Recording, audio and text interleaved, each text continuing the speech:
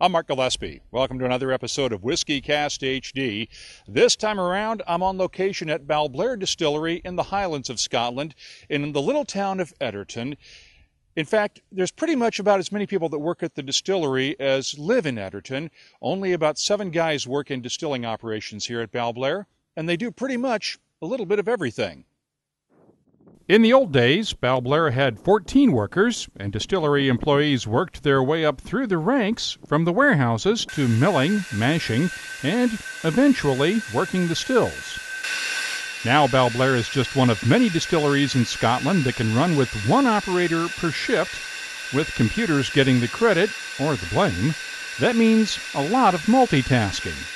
All the guys here, multi-skilled, been here a very long time. Martin's been here for 32 years. Mike's been here 26 years. Two Johns, 16 years. It kind of tells its own story. When people start to work here, they tend not to leave. And I have to say that I am blessed with having terrific workforce here. Take pride in what they do. Balblair sends all of its spirit destined for blending by tanker south to the Inverhouse facilities in Airdrie, just outside of Glasgow, but spirit that's destined for use as single malt stays here on site. And today, Martin MacDonald and John Ross are stacking casks 3 deep in one of the distillery's traditional dunnage warehouses. Martin's been at the distillery for 32 years. John's the baby of the team, with just 16 years on the job. I badgered the boss, wanting a job, and then eventually he came to me, offered me the job, and the rest history.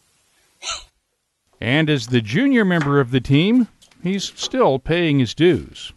It depends what shift you're on. Like this week, I've spent the week in the warehouse working. Now for the first Monday, Tuesday, I'm in the warehouse stowing with Martin and whoever else comes out. Wednesday, Thursday, I might have to cut grass, paint the casks, hoover out the visitor centre area. It all depends. It just depends on what's happening in certain weeks.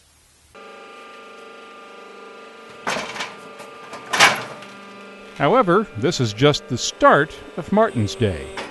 Well, this week I should be back shift 2 o'clock to 10, but I've come out at 10 o'clock in the morning to work in the warehouse, and then I go in and do my own shift from 2 to 10. So you're doing a double shift today? A double shift today, yeah. These casks weigh between 500 and 1,000 pounds, but stacked 3 deep, they'll stay in place for years until they're rolled out for the final time to be bottled as Balblair single malt. When you go on holiday, you see it in the airport, and you think, well, I've made some of that. In one way or another, I'll either rolled the casks, or I've mashed it, or I've distilled the spirit. It gives you a lot of pride. And that pride carries over when they leave the distillery and run into the guys from the distilleries up and down the road. We know each other throughout from here to Glenmorangie and other firms. We know each other. We go on courses and meet up with them and get to know them, and we just have a bit of fun together. And that's it, really. You wind them up at all? Yeah, we wind each other up. Bit of fun about who's making the best whiskey. Of course, it's us. It can only be. What exactly would you do if you ran into somebody, say, from Glenmorangie at a pub just down the road? We just tell them we're looking after their casks. We own 6,000 casks. We stole them here for Glenmorangie, so we just wind them up saying it's tasting better. They'll do it the world a good line here. Of course, the Balblair guys get their own share of ribbing, especially John Ross. Not only is he the younger of the 2 John Rosses on the team, but he's the only one whose wife works at the distillery. Julie Ross just came on board to lead tours. I suppose we're like a small family. We argue. And we go out for drinks together too, so it's just like a small family. The scenery here at Balblair is about to change dramatically over the next few months.